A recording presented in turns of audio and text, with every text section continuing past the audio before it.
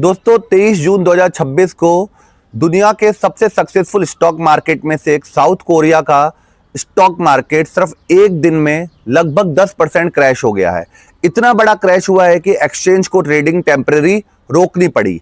सबसे शॉकिंग बात, यह क्रैश किसी वॉर, रिसेशन या बैंकिंग क्राइसिस की वजह से नहीं हुआ, बल्कि एआई, आर्टिफिशियल इंटेलिजेंस यानी एआई रैली की वजह से हुआ है।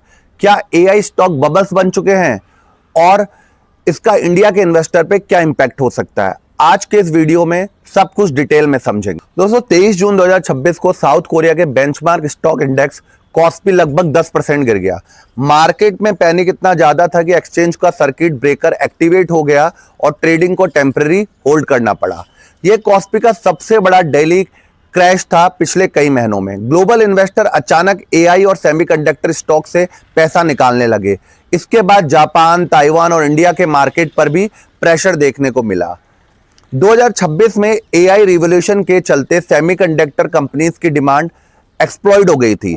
साउथ कोरिया की भी दो कंपनियां, सैमसंग इलेक्ट्रॉनिक्स और एसके हाइनिक्स जो कंपनीज हैं, एआई चिप और मेमोरी प्रोडक्ट की वजह से इन्वेस्टर की फेवरेट बन गई थी। इन दोनों कंपनियों के स्टॉक ने साल भर में मल्टीपल टाइम ग्रोथ दिखाई और कॉस्पी का रिकॉर्ड हाई तक पहुंचाया। सिचुएशन ये तक हो गई थी कि पूरे इंडेक्स में बहुत बड़ा हिस्सा सिर्फ इन दो कंपनीज पर डिपेंडेंट था। दोस्तों तो चलिए जानते हैं कॉस्पी के क्रैश होने की वजह क्या थी। एआई रैली ओवर स्ट्रेच हो गई थी। एक्सपर्ट के माने तो एआई स्टॉक बहुत तेजी से बढ़ गए थे। कंपनी प्रॉफिट और एक्चुअल अर्निंग उतनी फास्ट नहीं बढ़ रही थी जितना स्टॉक का प्राइस बढ़ रहा था, यानी वैल्यूएशन रियलिटी से अलग निकल गई थी। Second, foreign investor selling. जब इन्वेस्टर को लगा कि प्राइस बहुत ज्यादा एक्सपेंसिव हो गई है तो उन्होंने प्रॉफिट बुकिंग स्टार्ट कर दी। फॉरेन फंड्स ने मैसिव सेलिंग की और मार्केट में पैनिक स्प्रेड हो गया। और थर्ड रीजन है लिवरेज ईटीएफ का रिस्क।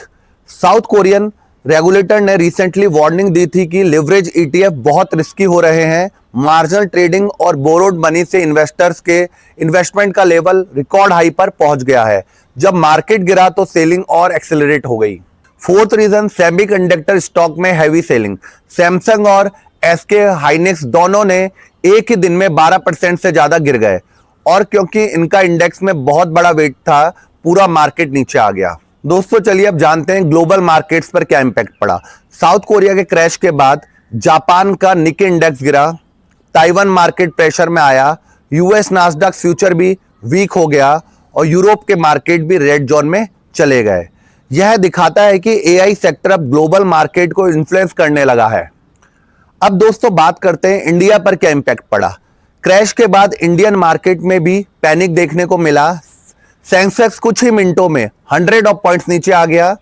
आईटी सेक्टर के स्टॉक जैसे टाटा कंसल्टेंसी सर्विस, इन्फोसिस, विप्रो जैसी आईटी कंपनियों में सेलिंग प्रेशर देखने को मिला। रीजन सिंपल है, आज एक ग्लोबल इकोनॉमी में एआई और टेक्नोलॉजी मार्केट एक दूसरे से डीपली कनेक्टेड है। क्या ये एआई बबल बस्ट हो रहा है? अब सबसे इंपॉर्टेंट क्वेश्चन, क्या ये एआई बबल बस्ट है या अभी तक एक्सपर्ट इसे कंप्लीट कोलैप्स नहीं मान रहे हैं? लेकिन दोस्तों ये जरूर कह रहे हैं कि एआई स्टॉक में वैल्यूएशन बहुत ज्यादा एग्रेसिव हो गई है और मार्केट करेक्शन नेचुरल है। एआई टेक्नोलॉजी खत्म नहीं हो रही, एआई अडॉप्शन अभी कंटिन्यू रहेगा, लेकिन इन्वेस्टर अभी प्रॉफिट और एक्चुअल अर्निंग को ज्यादा इंपॉर्टेंस देंगे। दोस्तों मेरे हिसाब से यह इवेंट एक बहुत इंपॉर्टेंट लेसन देता है। टेक्नोलॉजी जितनी भी पावरफुल, किसी भी स्टॉक की प्राइस हमेशा अर्निंग और फंडामेंटल से सपोर्ट होनी चाहिए। अगर एक्सपेक्टेशन रियलिटी से बहुत अलग निकल जाए तो करेक्शन आना ऑलमोस्ट सर्टन होता है।